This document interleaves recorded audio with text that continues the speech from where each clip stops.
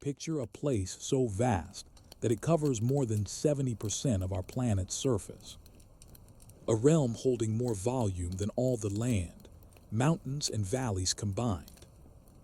A world where pressure can crush steel like paper. Where darkness has reigned for millions of years without interruption.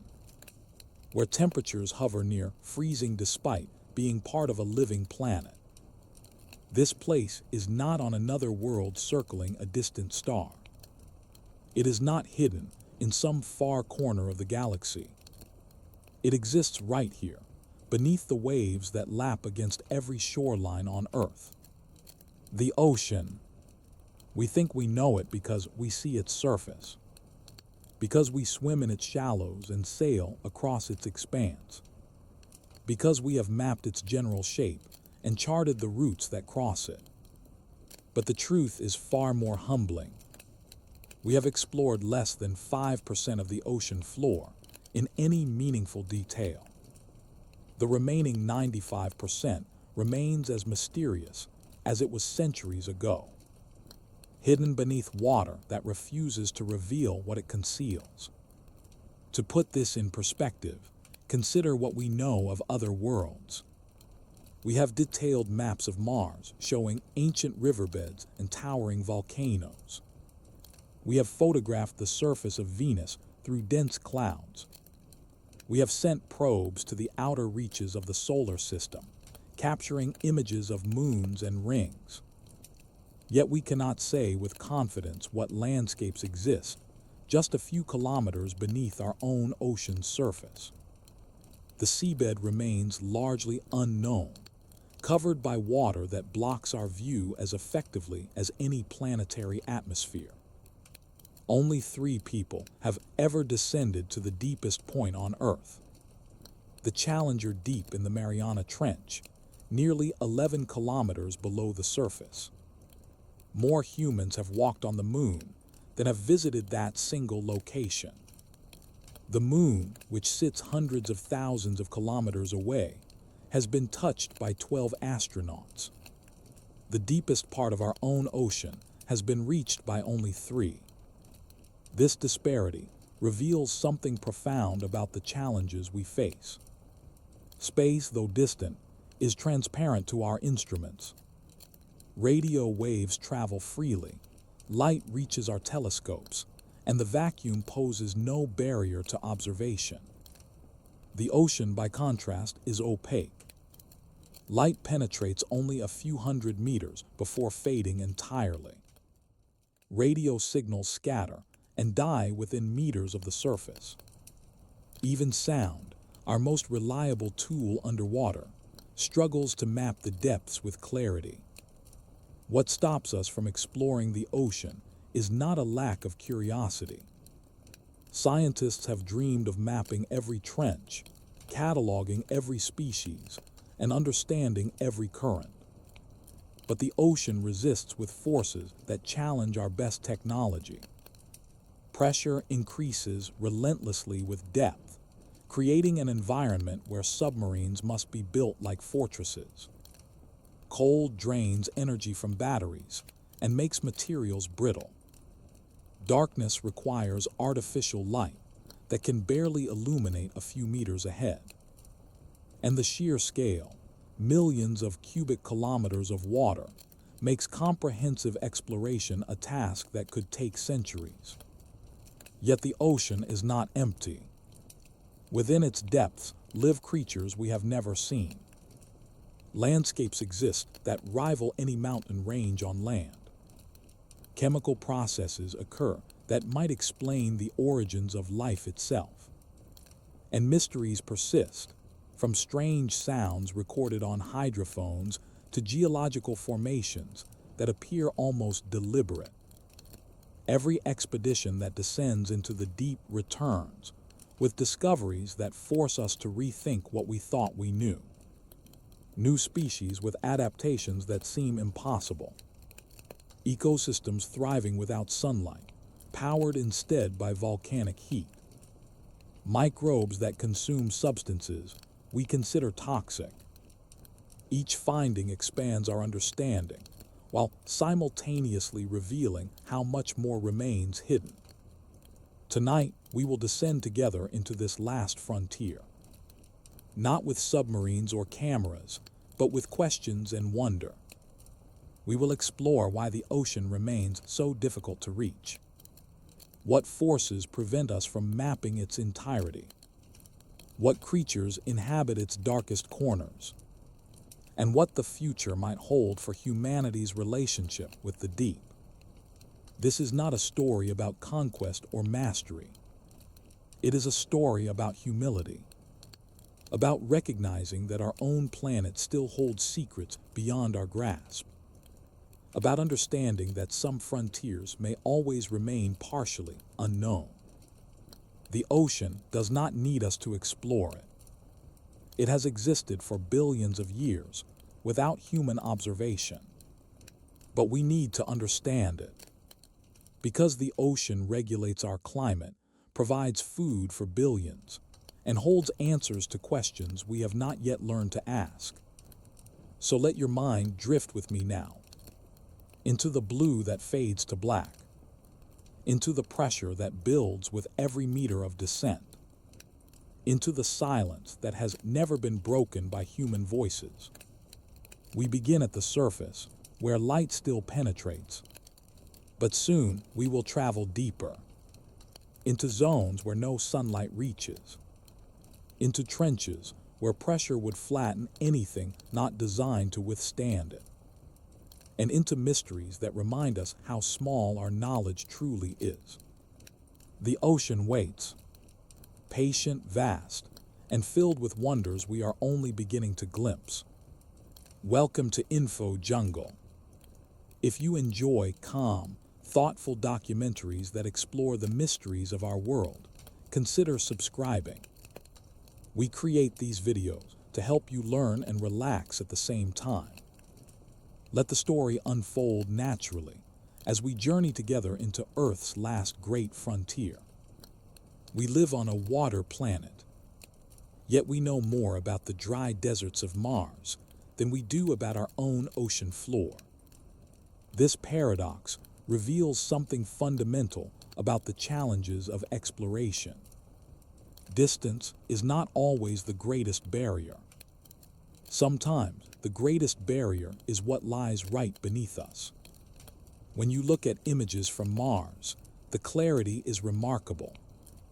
High-resolution photographs show individual boulders resting on rust-colored plains. Ancient valleys carved by water that flowed billions of years ago appear in sharp detail. Volcanic mountains rise in images so clear you can count the layers of cooled lava. These pictures come from orbiters circling the planet, cameras pointing downward as they pass overhead. The same technology that maps Mars cannot map the ocean floor. The reason begins with light and how it travels through different environments. In space, light moves freely across vast distances. Photons that left distant stars billions of years ago still reach our telescopes with their information intact. We can see galaxies so far away that their light began traveling before Earth even formed. This transparency of space allows us to observe things that are incomprehensibly distant. Water, however, is different. It absorbs light rapidly, particularly certain wavelengths. Red light disappears within the first few meters of ocean water. Blue light penetrates deeper, but even it fades completely by a few hundred meters. Beyond that depth, the ocean exists in total darkness. No natural light has reached those depths for millions of years. Satellites orbiting Earth can photograph continents, mountains, and clouds with extraordinary precision.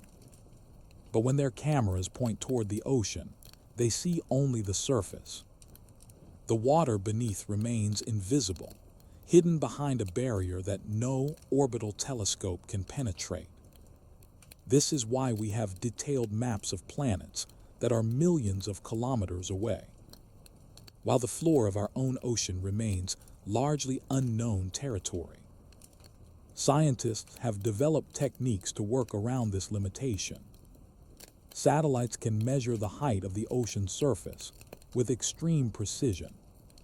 Small variations in sea level, sometimes just centimeters, reveal the presence of underwater mountains and trenches. This works because massive underwater features create subtle gravitational effects. A seamount rising from the seafloor pulls water toward it slightly, creating a barely detectable bulge. A trench does the opposite, creating a small depression. By measuring these tiny differences, scientists can infer the general shape of the seafloor. But this technique provides only rough outlines. It shows where major features exist without revealing their details. The resolution is too low to see anything smaller than a few kilometers across. To truly map the ocean floor, ships must travel across it, using sonar to measure depth directly. Sonar works by sending sound waves downward and measuring how long they take to bounce back. The time delay indicates depth, and by collecting thousands of measurements, a map gradually emerges. But this process is incredibly slow. A single ship can survey only a narrow strip of seafloor as it moves. Covering the entire ocean would require decades of continuous work by multiple vessels. And even then, the resolution would not match what satellites routinely provide for Mars. The contrast becomes even more striking when you consider the effort invested in planetary exploration. Space agencies spend billions on missions to other worlds. Probes visit asteroids, moons, and planets, sending back data that fills terabytes of storage. The surface of Mars has been photographed so thoroughly that we know it better than most of Earth's seabed. We can point to specific boulders on Mars and describe their size, shape, and composition. But we cannot do the same for large portions of our own ocean floor. This is not because space exploration is easier. Reaching Mars requires rockets, months of travel, and precise calculations. Landing on its surface demands engineering that can withstand intense heat and cold. But once a probe arrives, it can see. Cameras work in the thin Martian atmosphere. Radio signals travel easily between Mars and Earth, and sunlight illuminates the surface clearly. The ocean offers none of these advantages. Submarines descending into the deep face increasing pressure that grows stronger with every meter. Communication becomes difficult as radio waves fail to penetrate water. And the darkness is absolute, requiring powerful lights that can barely illuminate a few meters ahead. Even with these lights, visibility remains limited by particles suspended in the water. What we know of the ocean floor comes from painstaking, localized efforts. Research vessels have mapped portions of the seafloor near coastlines and along specific routes. But vast regions, particularly in the Southern Ocean and the Central Pacific, remain largely uncharted. These areas appear as blank spaces on maps, marked only with estimated depths. The detail we have for some regions comes from military surveys conducted during the Cold War. Submarines needed to navigate underwater, so navies mapped certain routes and features. Much of this data was classified for decades and only recently became available to scientists. Even now, significant gaps remain. Places where no ship has ever surveyed in detail, where the depth is known only approximately, and where the nature of the seafloor, whether rocky, sandy, or covered in sediment, is pure speculation. Meanwhile, we continue to gather data about planets billions of kilometers away. The Hubble Space Telescope captures images of distant galaxies. The James Webb Space Telescope peers into the early universe, seeing light from stars that formed shortly after the Big Bang. And rovers on Mars analyze rocks, searching for signs of ancient life. All of this is possible because space is transparent, because light and radio waves can travel freely across the vacuum, and because we have invested enormous resources into developing the technology to explore beyond Earth. The ocean, though closer, remains stubbornly opaque. It guards its secrets behind walls of water and pressure. And it reminds us that proximity does not guarantee accessibility. Some of the most mysterious places in the universe are not light years away. They are right here, beneath the surface of our own planet, hidden in depths that have never felt the touch of sunlight, waiting in darkness that is as complete as the void between stars. The ocean's opacity is only the first challenge. Even if we could see through water as clearly as we see through space, the environment itself would resist us. Because depth brings with it forces that test the limits of engineering. Pressure, cold, and darkness combine to create a realm more hostile than almost anywhere else on Earth. Imagine placing a small object at the ocean's surface, perhaps a sealed container or a simple ball. As it floats there, the air above presses down on it with the weight of Earth's atmosphere. This pressure is something we live with constantly, though we rarely notice it. Our bodies are adapted to it, built to function under this gentle but constant force. Now imagine pushing that object downward, beneath the surface, into the water.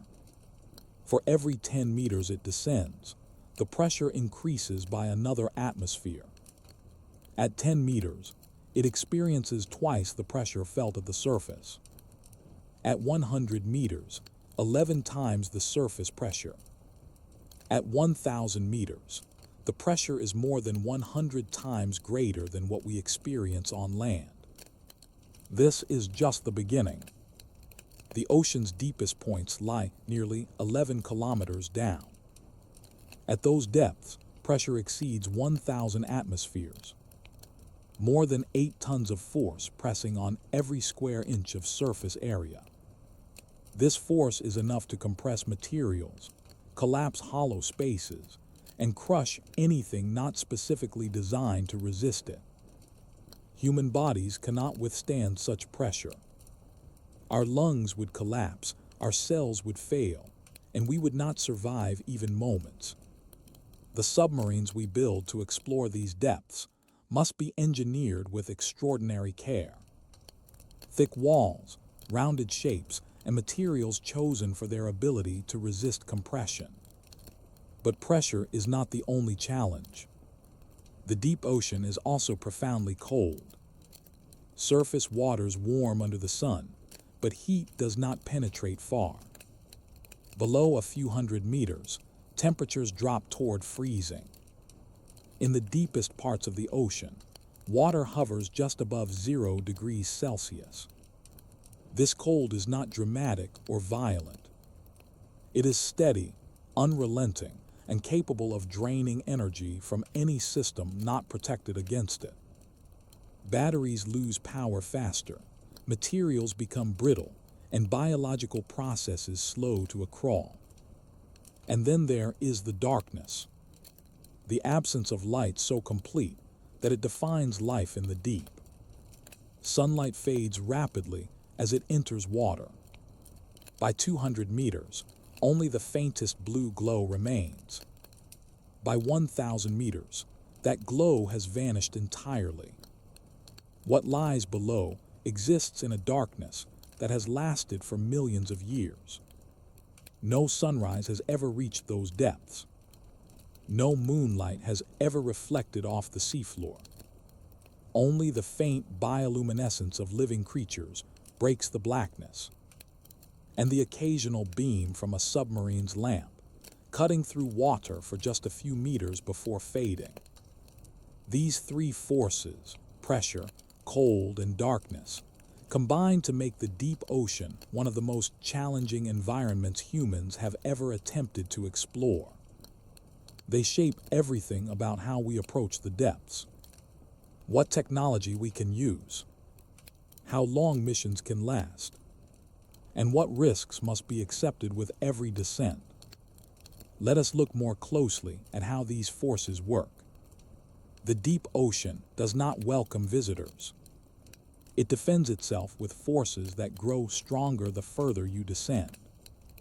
Understanding these forces is the first step toward understanding why exploration remains so difficult. Pressure is perhaps the most intuitive barrier to understand.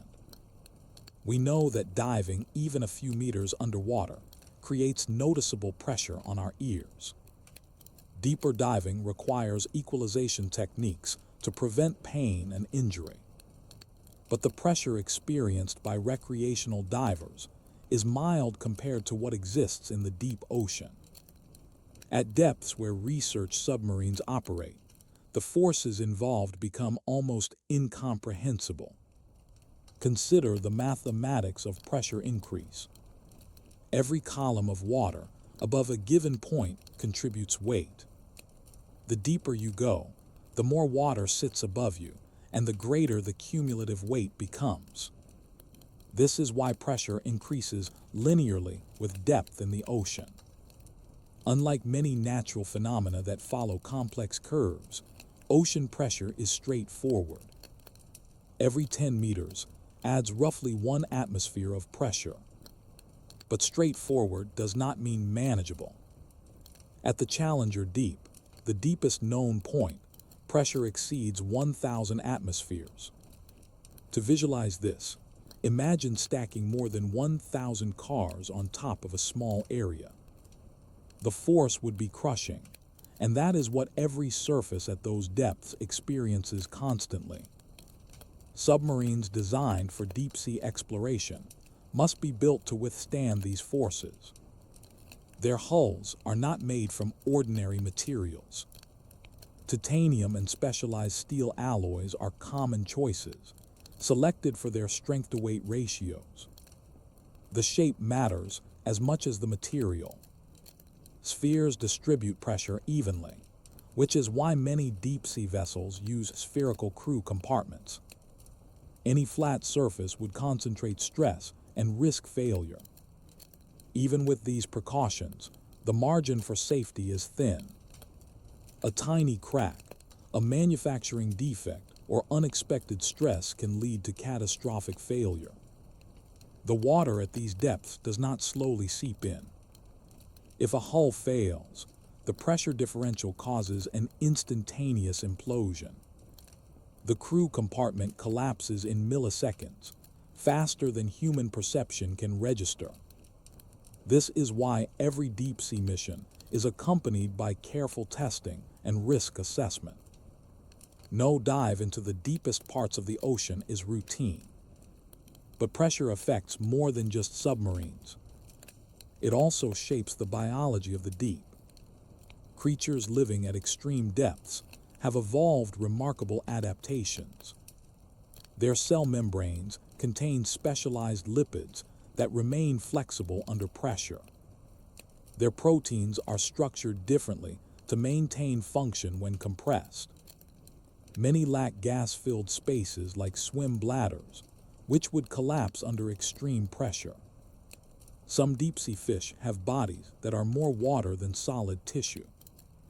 This makes them neutrally buoyant and resistant to compression.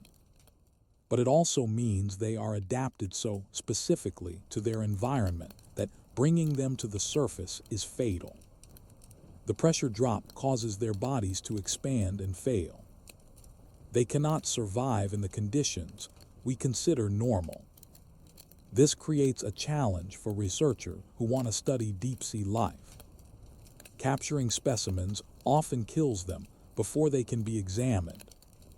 Special pressurized containers can sometimes keep animals alive during ascent. But these are complex and expensive, and they only work for smaller organisms. Larger creatures remain mostly unstudied, outside their natural habitat.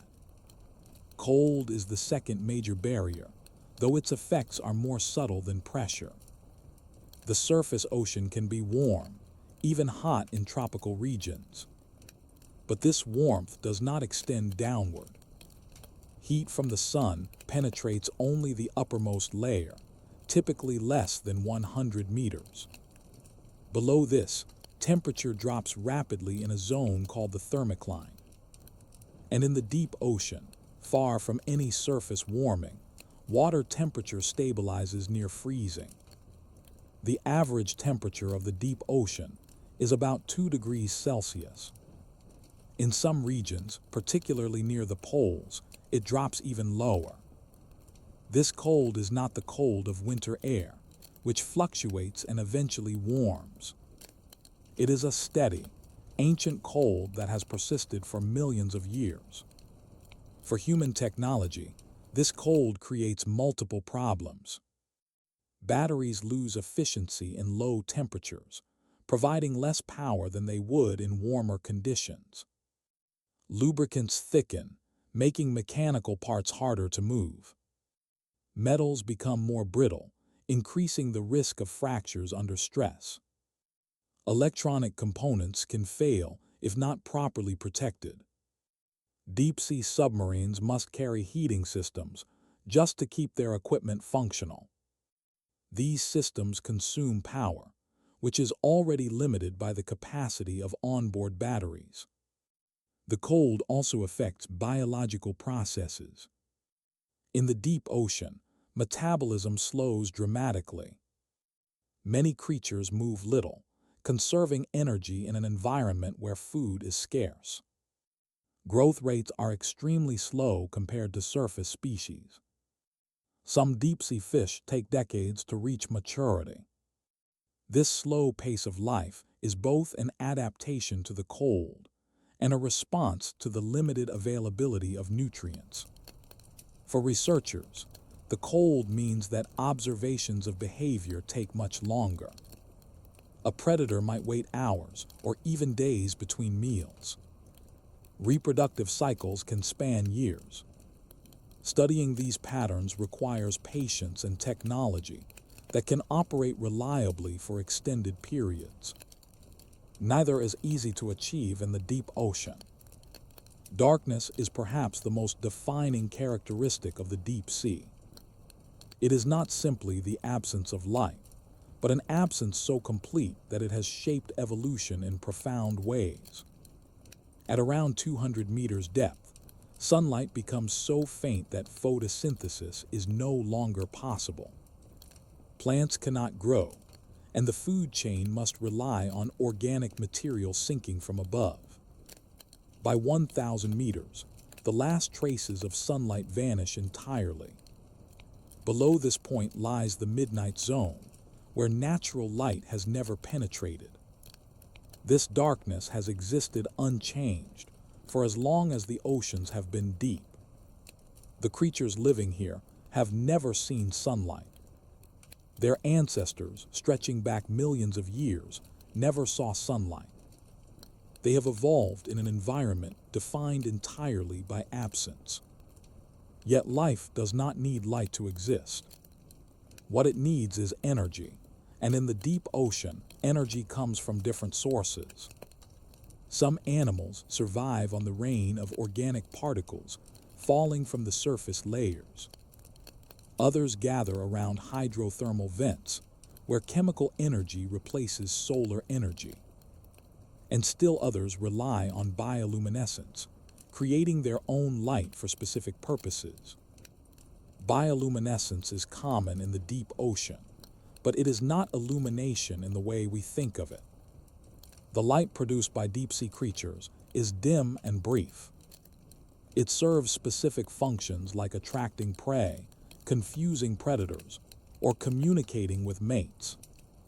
It does not light up the environment the way sunlight or even moonlight does. A deep-sea creature producing bioluminescence is still surrounded by darkness. The flash of light is a momentary event in an otherwise black world.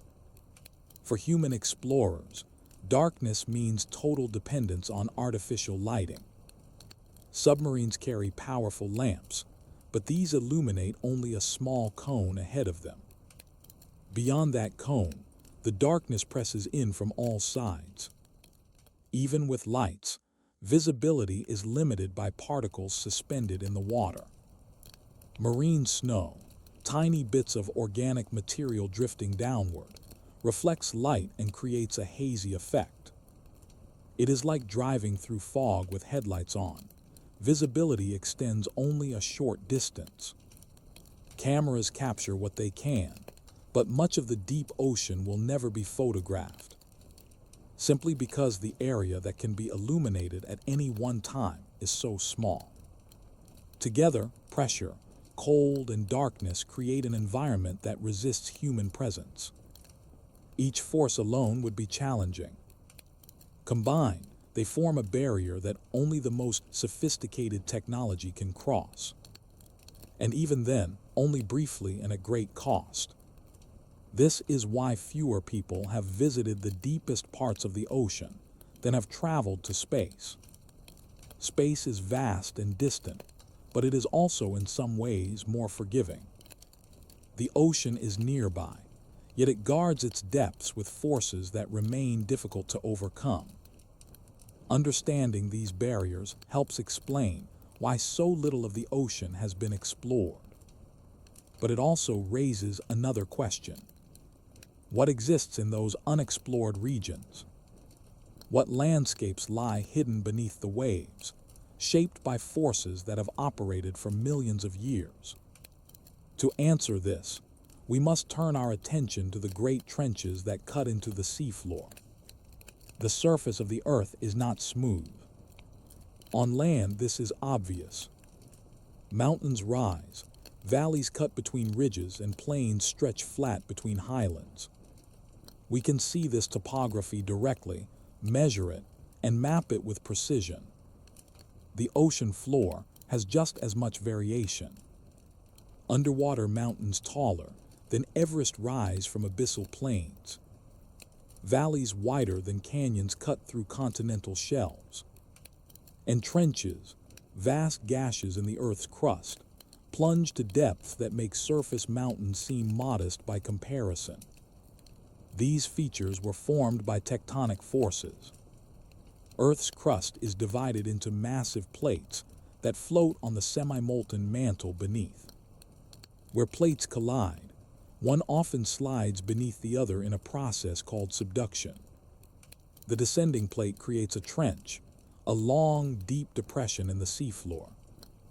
These trenches are the deepest parts of the ocean, and they are among the least explored places on Earth. The Mariana Trench is the most famous, but it is not alone. More than 20 major trenches exist around the world. The Tonga Trench in the Pacific, the Puerto Rico Trench in the Atlantic, the Java Trench in the Indian Ocean.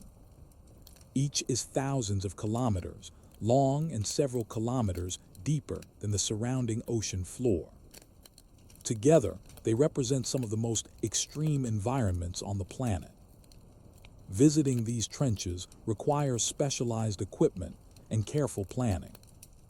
Only a handful of crude submersibles can reach full ocean depth.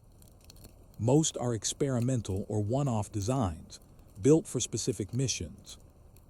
Even remotely operated vehicles struggle at these depths, as pressure threatens to crush their housings. The first humans to reach the bottom of the Challenger Deep did so in 1960. They spent only 20 minutes there before beginning the long ascent back to the surface. More than 50 years passed before another crewed mission reached the same depth. In 2012, filmmaker James Cameron descended alone in a custom-built submersible. He spent several hours exploring and filming, providing the first modern glimpse of the deepest seafloor. Since then, only a few additional missions have reached similar depths. The number of people who have been to the bottom of the ocean remains smaller than the number who have walked on the moon. This is not because the technology does not exist. It is because each mission is extraordinarily expensive and risky, and because the scientific community receives only a fraction of the funding needed to make deep-sea exploration routine. But the trenches hold secrets worth discovering. Let us descend into one and see what has been found there. The Mariana Trench is deeper than Mount Everest is tall. If you place the world's highest mountain at its bottom, more than 2 kilometers of water would still cover the peak. This is the scale of Earth's deepest places, and we have barely touched them. The ocean floor is not flat. It rises and falls in patterns shaped by the movement of tectonic plates beneath. Where plates diverge, molten rock rises to create new seafloor, forming mid-ocean ridges. Where plates converge, one slides beneath the other, creating trenches. These trenches are the deepest features on Earth's surface. The Mariana Trench, located in the western Pacific Ocean, reaches a maximum depth of nearly 11 kilometers. Its deepest point, called the Challenger Deep, sits at approximately 10,994 meters below sea level. To put this in perspective, commercial aircraft cruise at altitudes around 10 kilometers. The Challenger Deep is deeper than those planes fly high. If you stood at the bottom and looked up, the surface would be further away than the cruising altitude of a jetliner. The pressure at this depth is staggering, more than 1,000 times the atmospheric pressure at sea level. Roughly 8 tons of force pressing on every square inch. Under such conditions, most materials deform or fail. Wood would be crushed into pulp. Metal not specifically designed for these pressures would crumple. Even the water itself is compressed, becoming slightly denser than water at the surface. Despite these extreme conditions, life exists at the bottom of the Challenger Deep. The first humans to reach it in 1960, Jacques Piccard and Don Walsh, reported seeing a flatfish swimming past their viewport. At the time, many scientists doubted their observation, believing that vertebrate life could not survive such pressure. Later expeditions confirmed that fish do indeed live in the deepest parts of the ocean. Though the species observed by Piccard and Walsh remains unidentified, subsequent visits have found snailfish and amphipods. These creatures are adapted specifically for the extreme environment. Their bodies contain proteins that function under pressure, and they lack the air-filled swim bladders common in shallow water fish. The Mariana Trench is not the only deep feature in the ocean. The Tonga Trench, also in the Pacific, reaches depths of more than 10 kilometers. The Philippine Trench, the Kuro-Kamchatka Trench, and the Kermadec Trench all exceed 9 kilometers in depth. In the Atlantic, the Puerto Rico Trench descends to approximately 8.6 kilometers. Each of these features represents a subduction zone, where one tectonic plate is being forced beneath another. The process is slow, measured in centimeters per year. But over millions of years, it creates some of the most dramatic topography on the planet. These trenches are not just deep pits in the seafloor. They are long, narrow depressions that can stretch for thousands of kilometers. The Peru-Chile Trench, for example, runs along the entire western coast of South America. It is more than 5,900 kilometers long, making it one of the longest geological features on Earth. The walls of these trenches are steep, sometimes approaching vertical. Sediment accumulates at the bottom, creating flat plains in some areas. In others, the floor is rocky and uneven, shaped by tectonic activity and landslides. Exploring these trenches requires technology that can withstand conditions no human body could survive. The first successful descent to the Challenger Deep was made by the bathyscaphe Trieste. Designed by Swiss engineer Auguste Piccard, the Trieste was a remarkable piece of engineering. Its crew compartment was a thick steel sphere capable of resisting extreme pressure. Attached to it was a large float filled with gasoline, which is less dense than water and not compressible. This design allowed the vessel to descend and ascend without mechanical propulsion. To descend, the Trieste released iron ballast. To ascend, it released more ballast, becoming lighter than the water around it. The descent took nearly 5 hours. The ascent took more than 3 hours. For most of this time, the two men inside sat in near darkness, lit only by a small porthole and dim interior lights. When they finally reached the bottom, they spent just 20 minutes there before beginning the journey back. But those 20 minutes proved that reaching the deepest part of the ocean was possible. It would be more than 50 years before anyone returned. In 2012, James Cameron piloted the deep-sea Challenger to the Challenger Deep. His submersible was more advanced than the Trieste, equipped with cameras, lights, and sampling equipment. Cameron spent several hours on the seafloor, collecting samples and filming the environment. The footage he brought back showed a barren landscape of fine sediment. Few large organisms were visible, though small amphipods and microbial mats were found. The visit added to our understanding of the trench, but it also highlighted how much remains unknown. The Challenger Deep is just one small point within the much larger Mariana Trench. The trench as a whole is more than 2,500 kilometers long. Most of it has never been visited by humans or even thoroughly mapped. Since Cameron's dive, a few additional crewed missions have reached full ocean depth. In 2019, explorer Victor Vescovo completed multiple dives to the Challenger Deep as part of the 5 Deeps expedition. His submersible, the DSV limiting factor, was designed to be reusable and capable of repeated deep dives. Vescovo found plastic bags and candy wrappers at the bottom of the trench, evidence that human pollution has reached even the most remote parts of the ocean. He also discovered several new species of amphipods and collected rock samples from the trench walls. Each of these expeditions has added to our knowledge, but together they have explored only tiny fractions of the trench systems. The total time humans have spent at full ocean depth is measured in hours. The area directly observed is measured in square meters.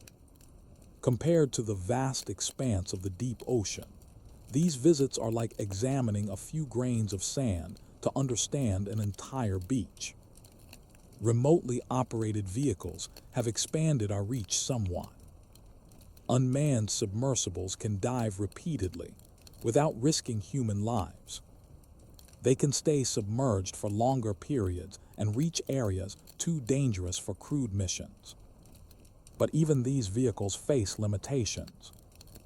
Many ROVs are tethered to surface ships by cables that provide power and communication. The cables themselves become a problem at extreme depths, as their weight can exceed what the vehicle can tow. Some deep-sea ROVs are autonomous, carrying their own power supplies. But battery life limits their operational time, often to just a few hours. And retrieving an autonomous vehicle from the deep requires precise navigation and timing.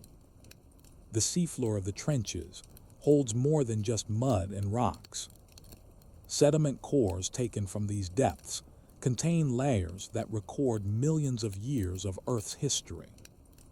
Each layer represents a snapshot of past conditions, from the chemistry of the ocean to the organisms that lived and died there. By analyzing these cores, Scientists can reconstruct ancient climates and understand how the ocean has changed over time. But taking sediment cores from the deepest parts of the ocean is technically challenging. It requires lowering equipment on cables that can stretch more than 10 kilometers. The weight of the cable itself becomes enormous, requiring winches and support structures that only the largest research vessels can carry. And once a core is retrieved, it must be kept under pressure to preserve the microbes and chemistry within it. Despite these challenges, the trenches continue to draw scientific interest. They represent extreme environments where life has adapted in remarkable ways. They hold clues about tectonic processes and the structure of Earth's crust. And they remind us that even on our own planet, frontiers remain where few have ventured. The Mariana Trench and its counterparts around the world are not just deep holes in the seafloor. They are windows into processes that shape the entire planet. They are habitats for life forms we are only beginning to understand. And they are testaments to the power of the forces that built and continue to reshape our world. The trenches show us the deepest points on Earth. But depth is not the only challenge in exploring the ocean. Between the surface and the abyss lies a vast realm that is neither bright nor completely dark. A twilight zone where creatures have adapted to live in perpetual gloom. This zone holds more living biomass than all the rainforests on land. Yet we know almost nothing about most of the species that inhabit it. Every evening, as the sun sets across the ocean, something remarkable happens beneath the surface. Billions of creatures begin to rise. Fish, squid, jellyfish, and countless smaller organisms swim upward from the depths. They travel hundreds of meters in darkness, guided by instincts honed over millions of years. This mass movement is called the diel-vertical migration. It is the largest migration of animals on Earth, happening every single day and night. The creatures rise to feed on plankton and smaller organisms near the surface. When dawn approaches, they descend again, returning to the deeper waters where light cannot reach. This migration involves so much biomass that it can be detected from space. Sonar signals bounced off these layers of ascending and descending life create what is called the deep scattering layer. For decades, naval sonar operators were puzzled by mysterious echoes that appeared to rise and fall with the sun. They thought they were detecting underwater mountains that somehow moved. It was not until the 1950s that scientists realized the echoes were biological, not geological. Entire communities of life were moving up and down through the water column every day. This behavior serves a purpose. By feeding at the surface at night, the animals gain access to food. By descending during the day, they avoid predators that rely on light to hunt. It is a strategy that has proved successful for countless species. But it also means that during daylight hours, much of this life is hidden in the twilight zone. The mesopelagic zone, as scientists call it, lies between roughly 200 and 1,000 meters depth. It is the region where sunlight fades, but does not completely disappear. Enough light penetrates to create shapes and shadows, but not enough for photosynthesis. This makes it a transitional realm, caught between the sunlit surface and the pitch-black abyss. Despite being one of the largest habitats on Earth, the twilight zone remains poorly understood. We know it contains enormous numbers of fish, but we do not know how many species exist there. We know these animals play a crucial role in ocean ecology, but we do not fully understand how. And we know that human activity, from fishing to climate change, is beginning to affect this zone, but we lack the data to predict what those effects will be. Let us enter the twilight and see what mysteries it holds. Between sunlight and darkness lies a realm of shadow, a place where vision is possible but limited, where creatures have evolved eyes larger than their bodies to capture every photon. This is the mesopelagic zone, and it may hold more life than anywhere else on the planet. The mesopelagic zone begins where photosynthesis becomes impossible. At around 200 meters depth, light levels drop too low for phytoplankton to produce energy from the sun. But light does not vanish immediately. Instead, it fades gradually, creating a long transitional zone where vision is still possible. This dim light shapes the animals that live here. Many have enormous eyes, disproportionately large compared to their body size. These eyes are designed to capture as much light as possible in an environment where light is scarce.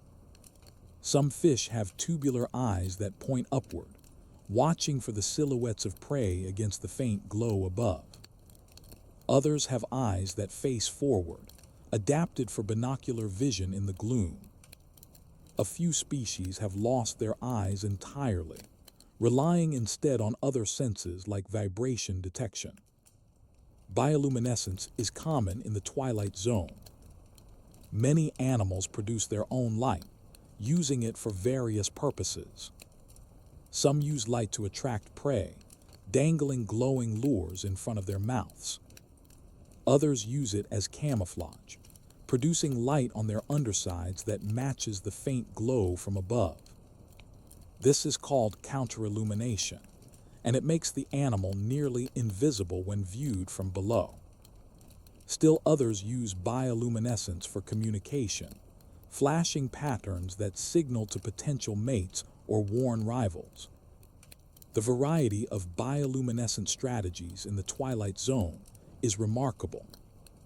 Almost every family of animals found here has evolved some way to produce light. The organisms that populate the twilight zone are diverse.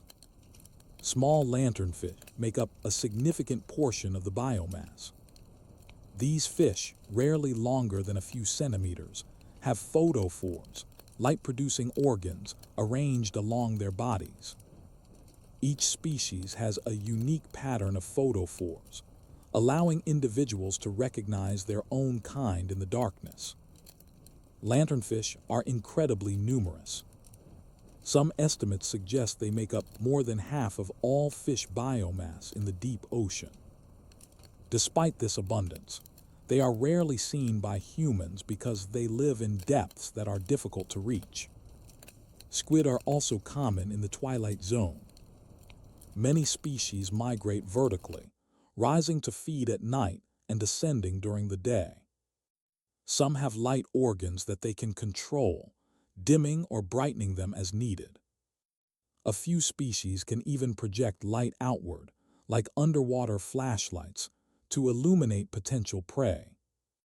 Jellyfish drift through the twilight, their translucent bodies nearly invisible. Some species are bioluminescent, glowing when disturbed. This glow can startle predators or attract larger animals that might prey on whatever disturbed the jellyfish. Crustaceans, particularly small shrimp-like creatures called copepods, are abundant. They form dense clouds that rise and fall with the daily migration.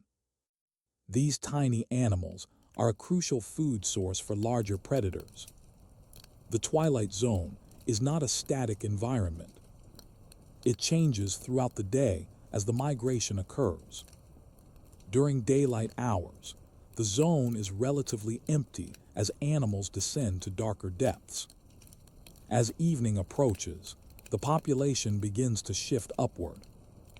By night, the upper boundary of the twilight zone overlaps with the surface layers. Animals that spent the day in near darkness now swim in waters illuminated by moonlight or starlight. This daily movement has profound effects on ocean chemistry. As animals feed near the surface at night, they consume organic material. When they descend during the day, they carry that material with them in their bodies. Some of it is metabolized, releasing carbon dioxide at depth. Some is excreted as waste, which sinks further into the abyss.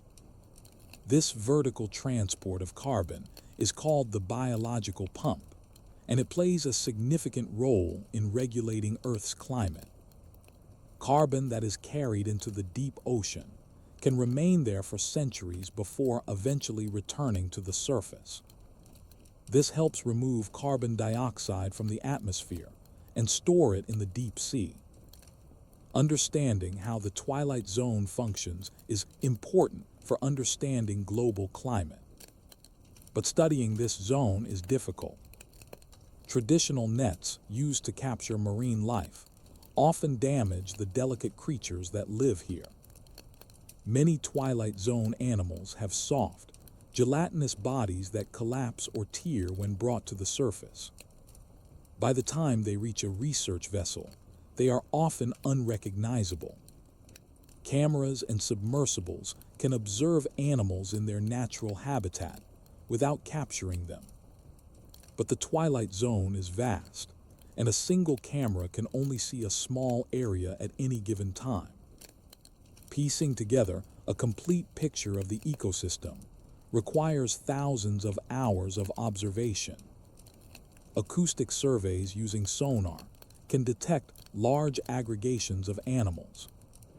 These surveys have revealed the extent of the deep scattering layer and confirmed the daily migration. But sonar cannot identify individual species or provide detailed information about behavior. It gives us a broad overview without the fine details. One of the challenges in studying the twilight zone is that many species are unknown to science. Every expedition that samples these depths discovers new species. Some are variations on known families, with slight differences in anatomy or light organ placement. Others are entirely new groups, unlike anything previously described. The rate of discovery suggests that we have cataloged only a fraction of the biodiversity in this zone. Perhaps half of the species remain undescribed, and many have never been seen alive. The twilight zone also serves as an important habitat for juvenile fish. Many species that live as adults in shallower water spend their early life in the mesopelagic zone. Here, they are safer from predators that hunt by sight. As they grow, they gradually move toward the surface, eventually joining adult populations. This means the twilight zone functions as a nursery for a wide variety of fish species. Disrupting this habitat could have cascading effects on fisheries and ocean ecosystems. Human interest in the twilight zone has grown in recent years. Some have proposed harvesting lanternfish and other small species as a source of food or fish meal. The enormous biomass of these fish makes them a tempting target. But scientists warn that we do not yet understand the ecosystem well enough to predict the consequences of such harvesting. Removing large quantities of twilight zone fish could disrupt the biological pump, affecting carbon cycling and climate. It could also impact the many predators that rely on these fish as a food source. Whales, tuna, and seabirds all feed on animals from the twilight zone. Reducing the abundance of these prey species could ripple through the entire ocean food web. The twilight zone represents a frontier of ocean science. It is accessible enough that we can study it with current technology, but it is vast enough that comprehensive understanding remains out of reach. As we develop better tools for observation and sampling, our knowledge will grow. But for now, the twilight zone remains a place of mystery, a realm where billions of animals conduct the largest migration on Earth every day. Hidden in shadows, moving to rhythms older than human history. The twilight zone shows us how much life exists in the ocean's mid-depths. But as we descend further into complete darkness, life does not disappear. Instead, it takes forms so strange they challenge our assumptions about what is possible. In the abyss, where no sunlight has ever reached, evolution has written some of its most extraordinary stories. Imagine a world where the sun has never risen, where every generation of every species has lived in total darkness, where the only light comes from living creatures, brief flashes in an endless night. This is not a distant planet orbiting a dead star. It is Earth's deep ocean, the abyssal and hadal zones that lie below the twilight. Here pressure is immense, food is scarce, and cold is constant. Yet life not only survives, it thrives in forms that seem designed by imagination rather than evolution. Fish with teeth so long they cannot close their mouths. Jellyfish larger than humans, drifting like ghosts through the black. Creatures that are nearly all mouth, capable of swallowing prey larger than themselves. These animals have been shaped by millions of years in an environment that is fundamentally different from the surface world. They show us that life is not limited to the conditions we consider normal. That adaptation can produce solutions we would never think possible, and that the deep ocean is not an empty desert, but a living realm as rich and complex as any on Earth.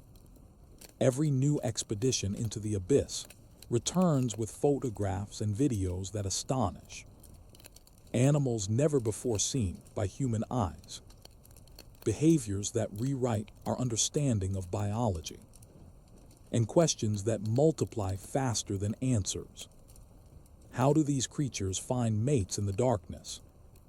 How do they survive on so little food?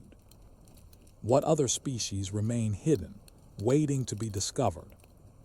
Let us descend into the abyss and meet some of its inhabitants.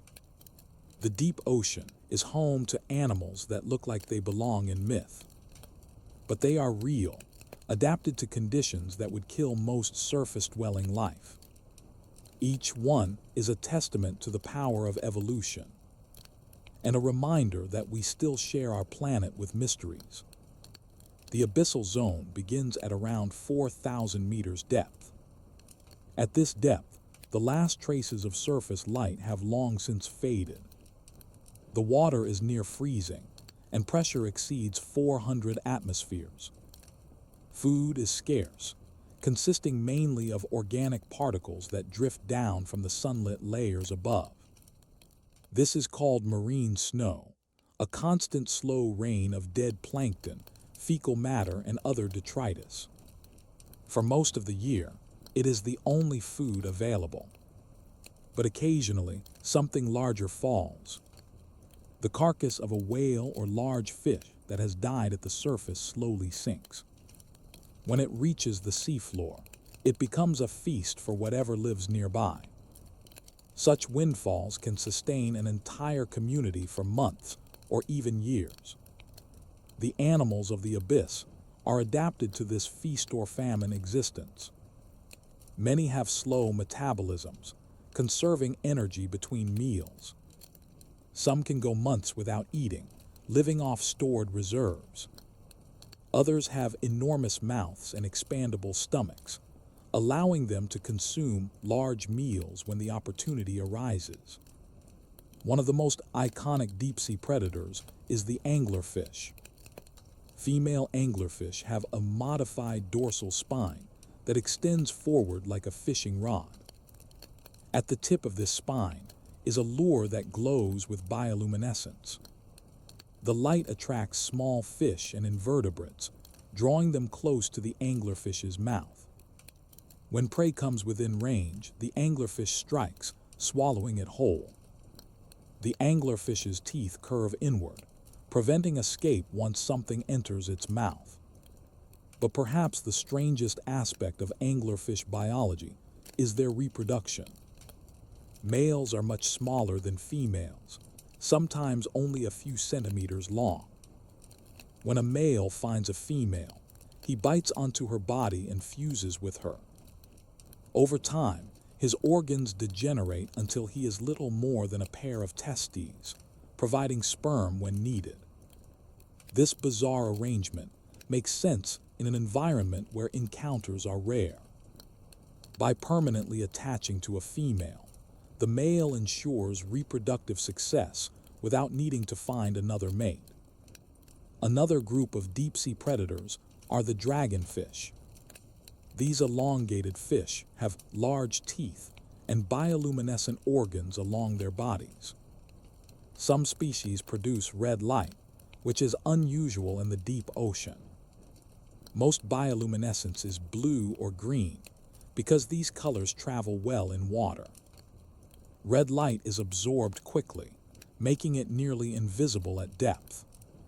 Dragonfish that produce red light may use it as a private searchlight. They can see red light, but many of their prey cannot. This allows them to illuminate potential meals without being detected themselves. The gulper eel, also called the pelican eel, is another remarkable predator. Its mouth is enormous, hinged to open much wider than the eel's body. This allows it to swallow prey much larger than itself, a necessity in an environment where food is unpredictable. The eel's body is mostly mouth and stomach, with little muscle mass. It drifts through the water, opening its mouth wide and waiting for something to swim into it. When something does, the mouth snaps shut, and the meal is digested over days or weeks. Not all deep-sea creatures are predators. Many are scavengers, feeding on the debris that drifts down from above. Sea cucumbers are common on the abyssal seafloor. These soft-bodied animals move slowly across the mud, ingesting sediment and extracting any organic material. They are the ocean's vacuum cleaners, processing vast amounts of sediment over their lifetimes. Giant isopods are another type of scavenger. These crustaceans can grow to more than 30 centimeters long, far larger than their shallow water relatives. They have hard exoskeletons and multiple legs, giving them a superficial resemblance to terrestrial pill bugs. Isopods feed on whatever they can find, from marine snow to whale carcasses. They can survive for long periods without food, entering a state of near hibernation until the next meal arrives. Octopuses also live in the deep ocean, though they are rarely seen. The Dumbo octopus is named for the ear-like fins that extend from its head, resembling the ears of the cartoon elephant. These fins allow the octopus to hover above the seafloor, propelling itself with slow flaps. Dumbo octopuses are small, usually less than 30 centimeters across. They feed on worms and crustaceans, capturing them with their arms. Unlike shallow water octopuses, which can change color for camouflage, Dumbo octopuses are often translucent or pale. In the darkness of the abyss, visual camouflage is less important than in well-lit waters. Perhaps the most alien-looking creatures are the comb jellies. These gelatinous animals move through the water by beating rows of cilia, tiny hair-like structures. The beating cilia scatter light, creating shimmering rainbow effects even in darkness. When illuminated by a submarine's lights, comb jellies seem to glow with iridescent colors. Some species are bioluminescent, producing their own light. Others are transparent, nearly invisible even when close to the camera. Comb jellies are voracious predators despite their delicate appearance. They capture prey with sticky tentacles or simply engulf it with their bodies. The deep ocean is also home to creatures that seem impossibly fragile. Larvaceans, tiny tadpole-like animals build elaborate mucus houses around themselves. These houses filter food from the water, trapping particles as small as bacteria. When the house becomes clogged, the larvation abandons it and builds a new one. The discarded houses drift downward, becoming part of the marine snow. These structures can be more than a meter across, far larger than the animal that built them. Scientists have only recently discovered how common larvaceans are in the deep ocean.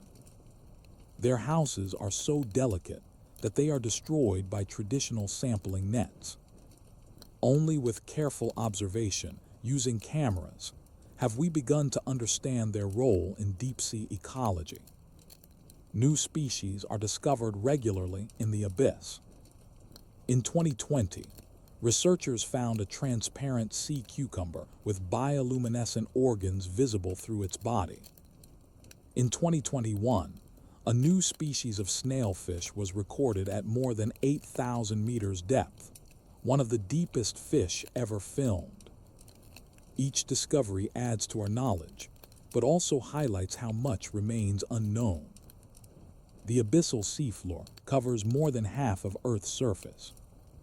Yet we have explored only tiny fractions of it. Most species living there have never been cataloged. Many will likely remain undiscovered for decades or longer. The creatures we have found show remarkable diversity in body forms, feeding strategies, and adaptations to extreme conditions. From bioluminescent predators to transparent scavengers, from giants to miniatures, the abyss contains life that challenges every assumption about what is possible. And somewhere in the darkness, in trenches and plains we have never visited, other creatures wait. Forms of life shaped by pressures and processes we can barely imagine. The deep ocean is not empty. It is full of wonders we are only beginning to glimpse. The creatures of the abyss show us that life can adapt to almost any condition. But they raise another question. How do we study animals that live in places we can barely reach? How do we observe behaviors in environments where our presence is so disruptive? The answers lie in technology, and in the limitations that technology still cannot overcome. Studying the deep ocean requires machines that can do what humans cannot. Submarines that resist pressure, cameras that see in darkness, and instruments that function in cold. Over the past century, we have built remarkable tools for exploration. But each advance also reveals new limitations. The ocean is so vast that even our best technology can only sample tiny portions of it. Remotely operated vehicles, or ROVs, have become essential for deep-sea research. These machines are controlled from surface ships, connected by cables that provide power and communication. An operator on the ship pilots the ROV using joysticks and monitors, watching video feeds from the vehicle's cameras. The ROV can manipulate objects with robotic arms, collect samples, and hover in place to observe animals.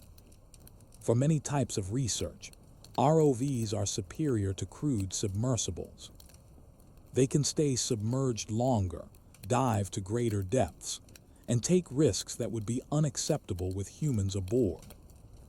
If an ROV is damaged or lost, it is a setback but not a tragedy. But ROVs have their own limitations.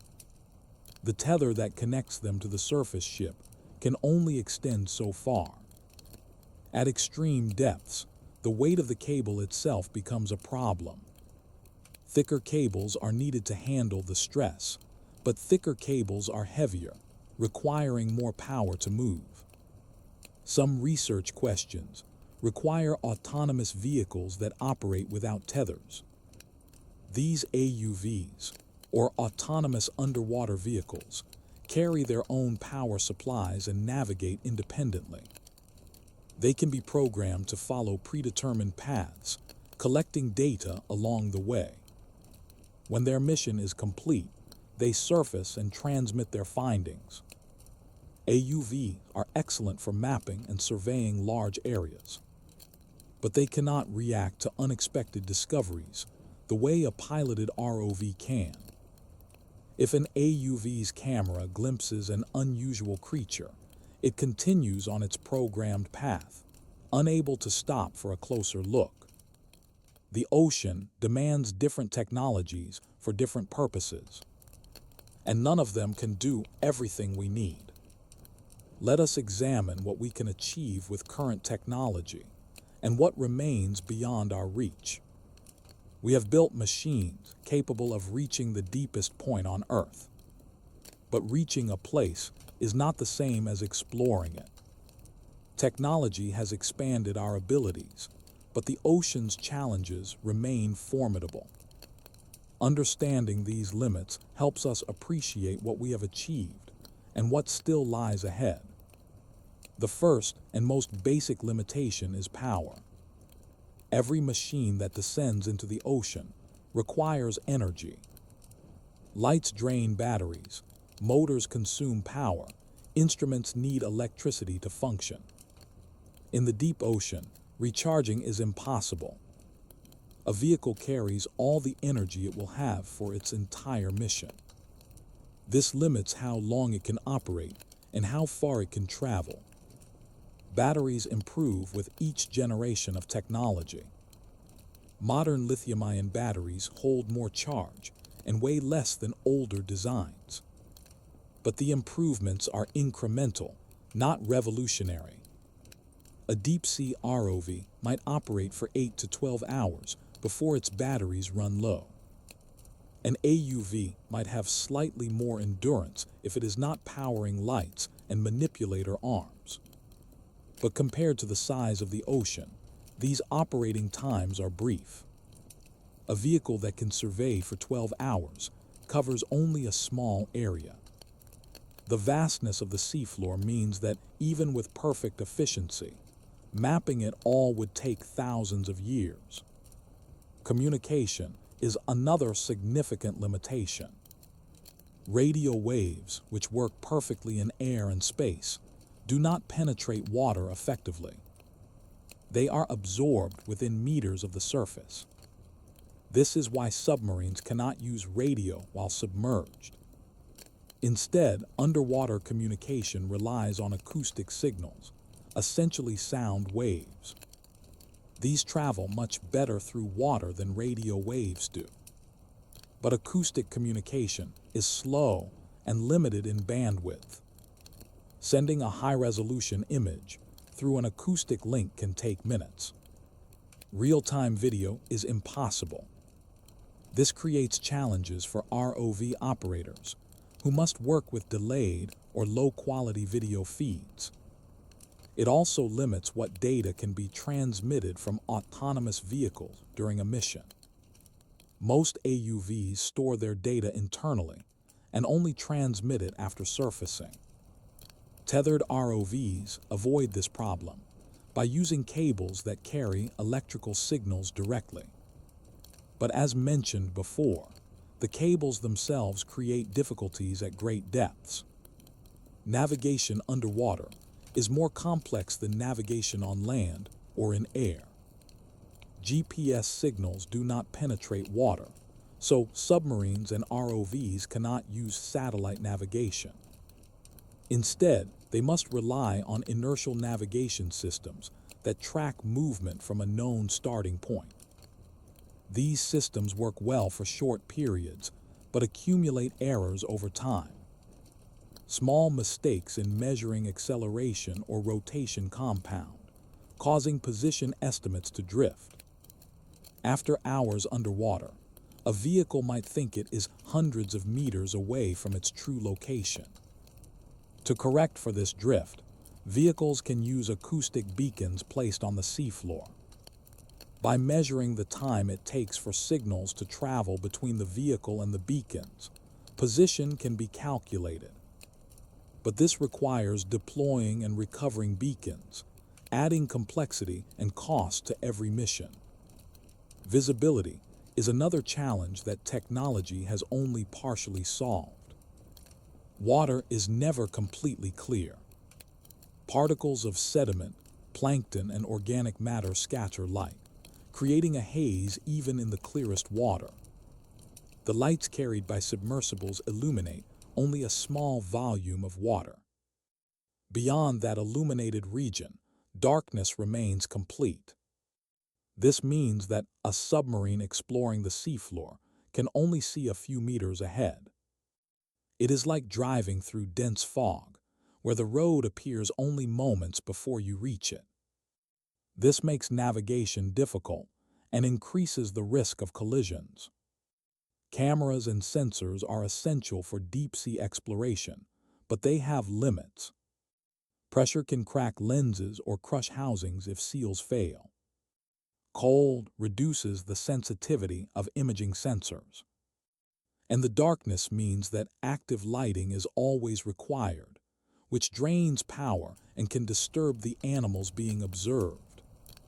Some research uses passive sensors that detect bioluminescence or ambient light. These can observe without adding artificial light to the environment. But they are only useful when bioluminescent organisms are present, and they cannot capture detailed images.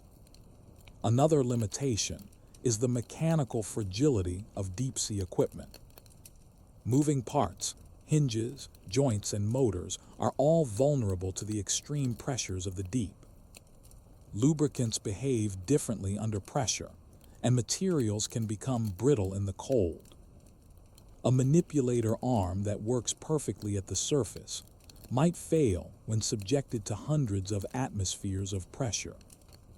Engineers design equipment with these challenges in mind, using specialized materials and redundant systems.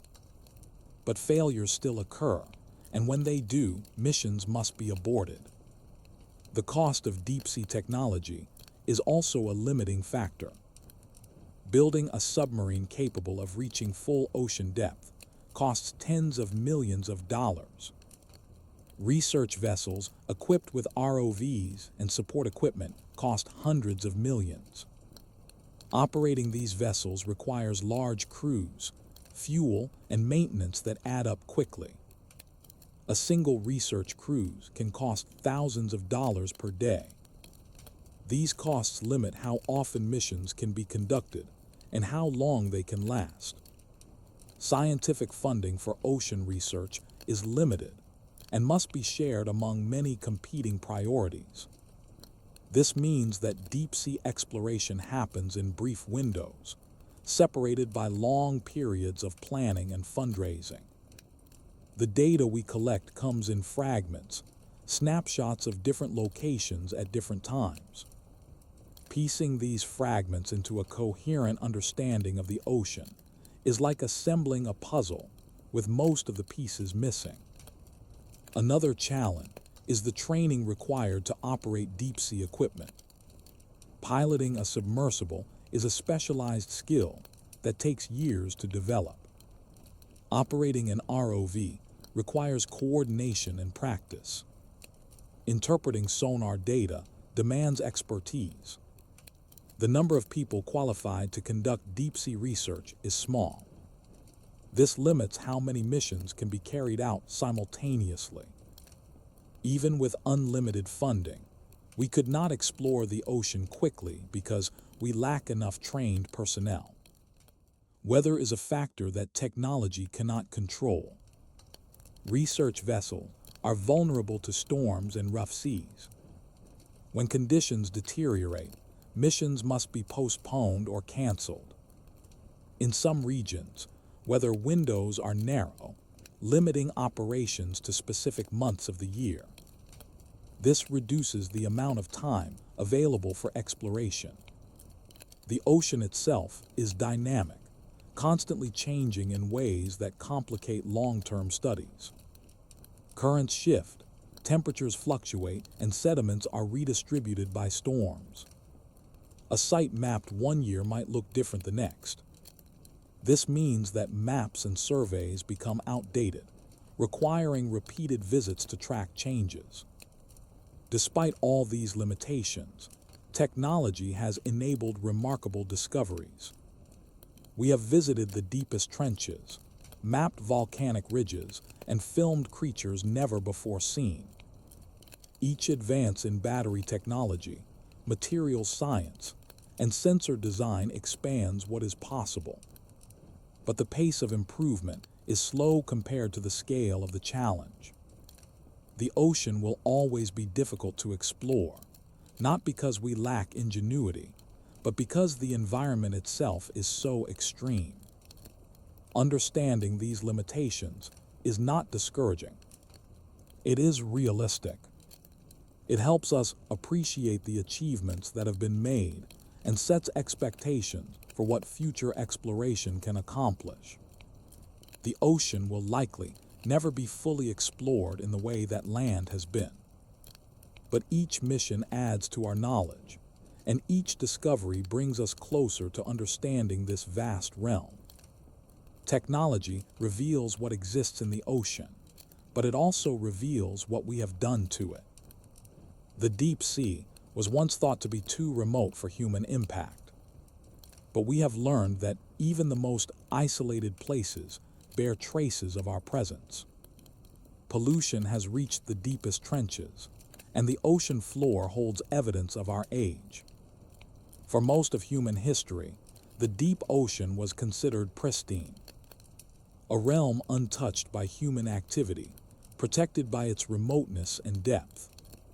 We assumed that what we did on land and in shallow water stayed there, that the abyss was too far away to be affected by our actions. This assumption has proven false. In recent decades, scientists have found evidence of human impact in the deepest parts of the ocean. Plastic fragments at the bottom of the Mariana Trench, chemical pollutants in the tissues of deep-sea animals, sediment cores that record the industrial age in layers of metal and particles. The ocean is not isolated from the surface world. Everything eventually makes its way down. Currents carry particles across vast distances. Debris sinks slowly through the water column, accumulating on the seafloor. And animals transport materials as they migrate vertically through different depth zones. What was once thought impossible, contaminating the deepest ocean, has become reality. The question now is not whether human impact reaches the deep, but how severe that impact is and what it means for the future. The ocean floor has become an archive of human civilization. Not intentionally, but inevitably. What we discard, what we emit, what we create eventually finds its way into the deep. And there it remains, perhaps for thousands of years.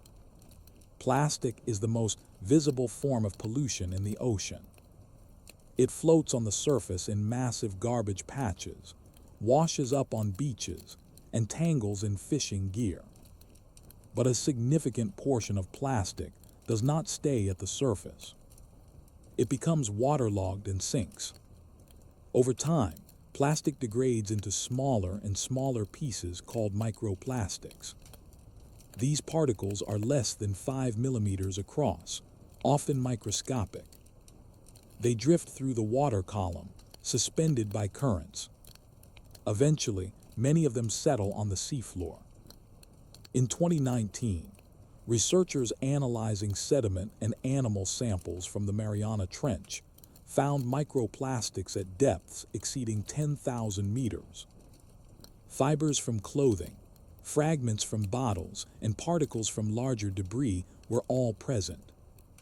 Even more concerning, these plastics had been ingested by amphipods living on the trench floor. The amphipods showed concentrations of plastic in their digestive systems, far higher than expected. This suggests that microplastics are not just present, but are entering the food chain at the deepest levels. The implications are troubling. If plastics are being consumed by organisms at the base of the food web, they will accumulate in predators. This process, called bioaccumulation, concentrates pollutants as they move up the food chain. Deep-sea fish that feed on amphipods will ingest plastics. Larger predators that feed on those fish will ingest even more. And eventually, these pollutants may reach species that humans consume. The cycle connects the deepest ocean to our own dinner tables. Plastic is not the only pollutant reaching the abyss. Persistent organic pollutants, or POPs, are chemicals used in industry and agriculture. They include pesticides, flame retardants, and industrial solvents. These chemicals are banned or restricted in many countries because they do not break down easily in the environment. But decades of use means they are widespread in the ocean. POPs are absorbed by small organisms and accumulate in their tissues. When these organisms are eaten, the pollutants transfer to the predator. Over time, concentrations increase at each level of the food web. Studies of deep-sea animals have found POPs in their bodies at levels comparable to animals in polluted coastal areas. This is surprising because the deep ocean is so far from the sources of these chemicals. But ocean currents are powerful and far-reaching. They transport pollutants across entire ocean basins, distributing them into even the most remote locations. Heavy metals are another category of pollutants found in the deep sea. Mercury, lead, and cadmium enter the ocean from mining, industrial processes, and the burning of coal. These metals can be toxic at low concentrations, affecting the nervous systems and reproductive health of animals. Deep-sea fish have been found with elevated levels of mercury in their tissues. This poses risks not only to the fish themselves, but also to the predators that feed on them, including humans, for whom mercury exposure can cause serious health problems. The seafloor itself has become a repository for human waste. For decades, barrels of toxic waste were dumped into the ocean, particularly in deep waters. Governments and industries believed that the depth would isolate the waste safely. But many of these barrels have corroded, releasing their contents. Sediment samples from disposal sites show elevated levels of radioactive materials, industrial chemicals, and other hazardous substances. The long-term effects of this contamination are unknown because the deep sea has been studied so little. The ocean is also being affected by climate change, and the deep is not immune. Warming surface temperatures are slowly changing the temperature and chemistry of deeper waters. Ocean currents that transport heat and nutrients are shifting. Some regions are warming, while others are experiencing changes in oxygen levels. These shifts affect the distribution and behavior of deep-sea species. Animals adapted to stable conditions may struggle as their environment changes. Acidification is another consequence of rising carbon dioxide levels. As CO2 dissolves in seawater, it forms carbonic acid, lowering the pH.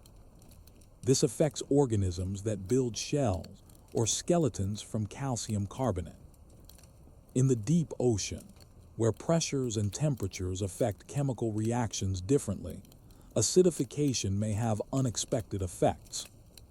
Scientists are only beginning to study how deep-sea ecosystems will respond. Human activity is also altering the physical structure of the seafloor. Bottom trawling, a fishing method that drags heavy nets across the seabed, scours the ocean floor. It removes not only target species, but also the organisms and structures that create habitat. Deep-sea corals, sponge gardens, and other slow-growing features can be destroyed in moments. These ecosystems take centuries to recover, if they recover at all. While most trawling occurs in shallower waters, some operations reach depths of more than 1,000 meters. The damage they cause is poorly documented because the deep sea is rarely monitored. Mining is an emerging threat to deep-sea environments. Companies are exploring the possibility of extracting minerals from the seafloor. Polymetallic nodules, metallic lumps rich in cobalt, nickel, and other valuable elements, cover large areas of the abyssal plains. Extracting these nodules would require machinery that scrapes or vacuums the seafloor. The process would disturb sediments, destroy habitats, and potentially harm species we have not yet discovered. Proponents argue that deep-sea mining could provide materials needed for renewable energy technologies. Critics argue that the environmental costs are too high and that we do not understand the ecosystems well enough to predict the consequences. The debate continues, but exploration permits have already been issued for some regions. Within the next decade, commercial mining could begin. All of these impacts raise difficult questions. How do we balance the need for resources with the need to protect fragile ecosystems? How do we regulate activities in international waters where no single nation has authority? And how do we monitor compliance when the deep ocean is so difficult to observe? The ocean has always seemed vast enough to absorb whatever we discard. But the evidence shows that even the deepest, most remote places are not beyond our reach. The footprints we leave in the abyss may last for millennia, and the consequences of those footprints are only beginning to emerge. Understanding human impact on the deep ocean is crucial, but it is only part of the story. The ocean also holds mysteries that have nothing to do with us. Strange sounds, unexplained phenomena, and questions that remain unanswered despite decades of study. These mysteries remind us that the ocean is not just a resource or a dumping ground. It is a living, dynamic system with its own secrets. In 1997, hydrophones placed across the Pacific Ocean detected a sound unlike anything heard before. It was loud enough to be picked up by sensors more than 5,000 kilometers apart. The sound rose in frequency, almost like a living creature calling out. But no known animal could produce a sound this powerful. Scientists named it the bloop, and it became one of the ocean's most famous mysteries. For years, speculation swirled about its origin. Could it be an unknown species of giant squid or whale? Could it be geological, some underwater landslide or volcanic event?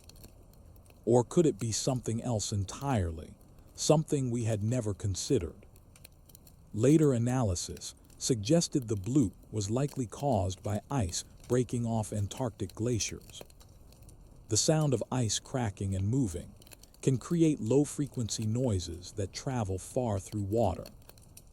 But even this explanation leaves room for wonder. The ocean is filled with sounds, some identifiable, others not. Hydrophones continue to record strange signals, echoes, and calls that do not match any known source. Each one is a reminder that the ocean holds more than what we have cataloged. That beneath the familiar sounds of whales and waves, other phenomena occur. Some natural, some poorly understood, and some that may remain mysterious for decades. Despite all our technology and exploration, the ocean still surprises us. Sounds we cannot explain, features we cannot interpret, and questions we cannot answer. These mysteries are not failures of science. They are invitations to keep exploring, keep wondering, and keep learning. The ocean's acoustic environment is far more complex than most people realize. sound travels efficiently through water, often much better than through air. Low-frequency sounds can travel thousands of kilometers, bouncing between the ocean surface and seafloor in what is called the SOFAR channel. This channel acts like a waveguide, concentrating sound and allowing it to travel immense distances with little loss. Marine mammals, particularly whales, use this channel to communicate across ocean basins. But not all sounds in the ocean come from living things. Geological processes like earthquakes, underwater volcanoes, and shifting tectonic plates all produce sounds. Ice breaking and moving creates booms and cracks that echo through polar waters. Even rain and wind at the surface create noise that penetrates into the deep. Hydrophones placed to monitor these sounds occasionally detect signals that do not fit any known category. In addition to the bloop, other named sounds have puzzled researchers. Julia, recorded in 1999, was a long, descending tone that lasted about 15 seconds. It was also loud enough to be detected by multiple sensors across the Pacific. Some suggested it might be biological, but others thought it could be ice-related. The source was never definitively identified. Upsweep is a series of sounds that has been detected seasonally since 1991. It consists of rising tones that occur in pulses, repeating over hours or days. The sounds are strongest in the Pacific, and their frequency has been slowly declining over the years. Scientists believe upsweep may be related to volcanic activity, but the exact mechanism remains unclear.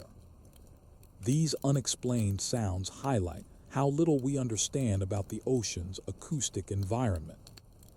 We have placed hydrophones in only a few locations, and they capture only a tiny fraction of the sounds occurring at any given moment. Most of the ocean is never listened to. Most sounds are never recorded, and most phenomena that create sound do so without any human witness. Beyond sounds, the ocean holds geographical mysteries. Sonar occasionally detects features on the seafloor that do not fit expected patterns. Unusual formations, regular shapes, or anomalies that suggest something unexpected. In most cases, further investigation reveals natural explanations. A sonar anomaly might be a volcanic structure, a sediment deposit, or an artifact of how sound reflects off uneven terrain. But the initial detection always raises questions. Could this be something unusual? Could this be evidence of past activity we do not yet understand?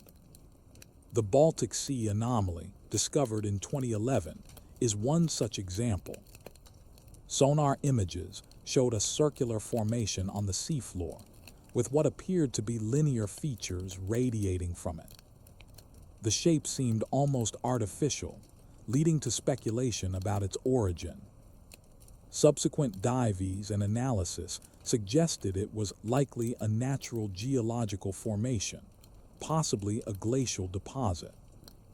But the unusual appearance kept interest alive, and debates about its true nature continue in some circles.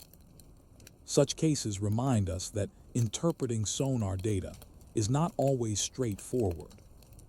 The ocean floor is complex, and sound can interact with terrain in unexpected ways. What looks unusual in a sonar image may be ordinary when examined directly. But the reverse is also true. What seems ordinary might hide something remarkable. Biological mysteries persist as well. Despite decades of research, we still do not know how many species live in the ocean. Estimates vary widely, from hundreds of thousands to millions. Each deep-sea expedition discovers new species, suggesting that vast numbers remain uncatalogued. Some of these discoveries are variations on known families. Others represent entirely new lineages, branches of the tree of life we did not know existed. The rate of discovery shows no signs of slowing. This means our understanding of ocean biodiversity is still incomplete. We cannot answer basic questions like, what is the most common deep-sea fish? Or how many species live below 5,000 meters? Because we simply do not have the data. The deep sea may contain more unknown species than any other environment on Earth. Another mystery involves deep-sea gigantism. Many deep-sea animals grow much larger than their shallow-water relatives. Giant isopods, giant squid, giant amphipods all exceed the sizes typical for their groups. The reasons for this are not fully understood. Some scientists suggest that cold temperatures slow metabolism, allowing longer lifespans and more time to grow. Others propose that sparse food availability favors larger body sizes, which are more energy efficient. Still others point to the absence of predators, which removes a constraint on maximum size. All of these factors may play a role, but no single explanation fully accounts for the pattern. Deep-sea gigantism remains an area of active research and debate. The question of how deep-sea creatures find mates is another puzzle. In the vast darkness of the abyss, individuals of the same species are separated by enormous distances. How do they locate each other for reproduction? Bioluminescence may play a role, with species-specific light patterns serving as recognition signals. Chemical cues are another possibility, with animals releasing pheromones that drift through the water. Sound might also be involved, though we have limited evidence of deep-sea animals using acoustic communication. For many species, we simply do not know. We have never observed mating behavior in the deep sea because encounters are so rare. What we find are isolated individuals, offering no clues about how they find partners.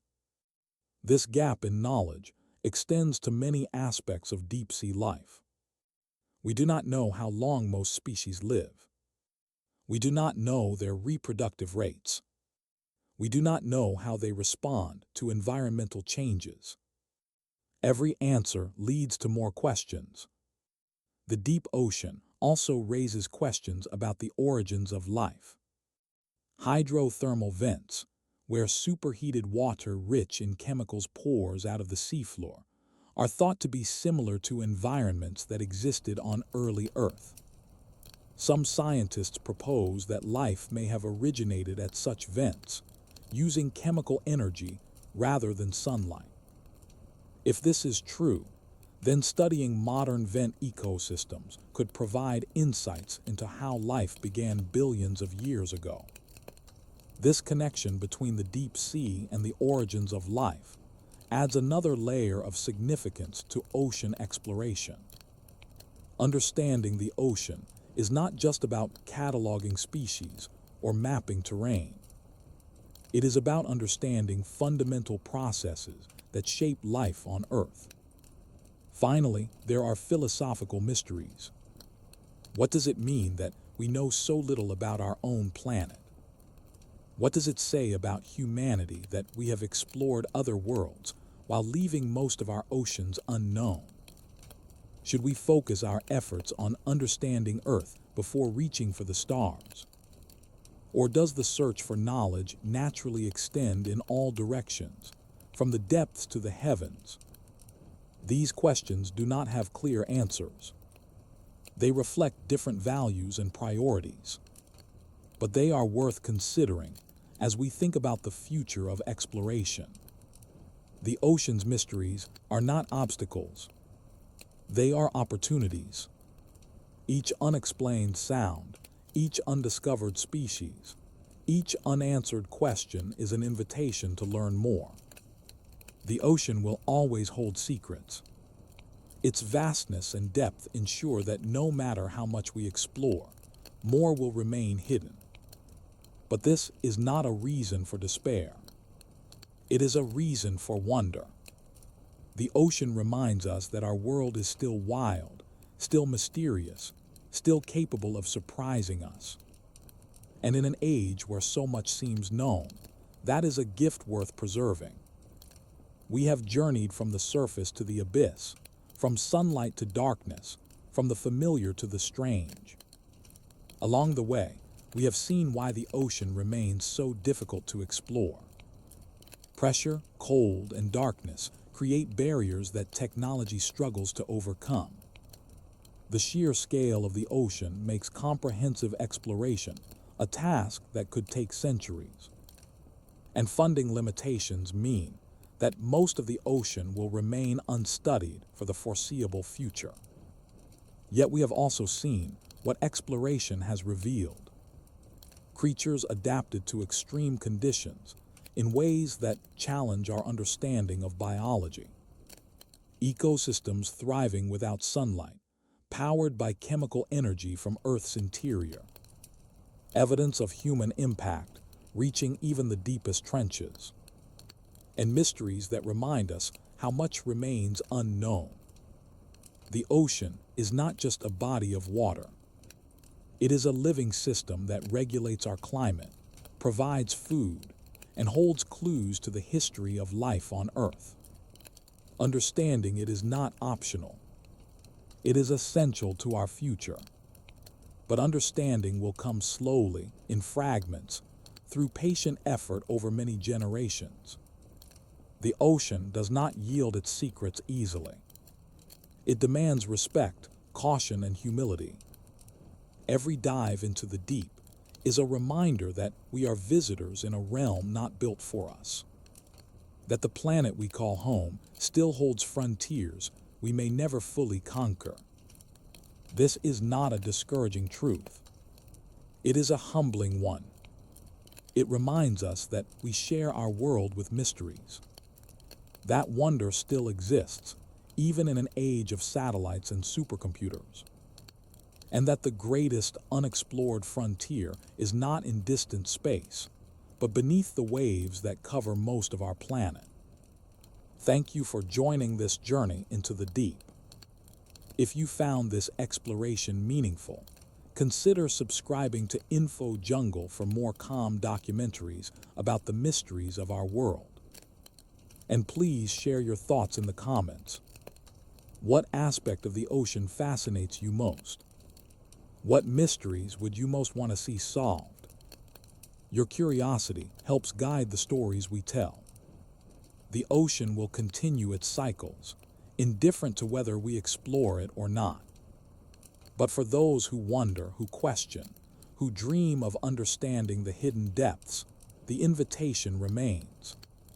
To learn what we can, to respect what we cannot know, and to preserve the mysteries that make our world worth exploring. Rest well knowing that beneath the waves, wonders wait in darkness.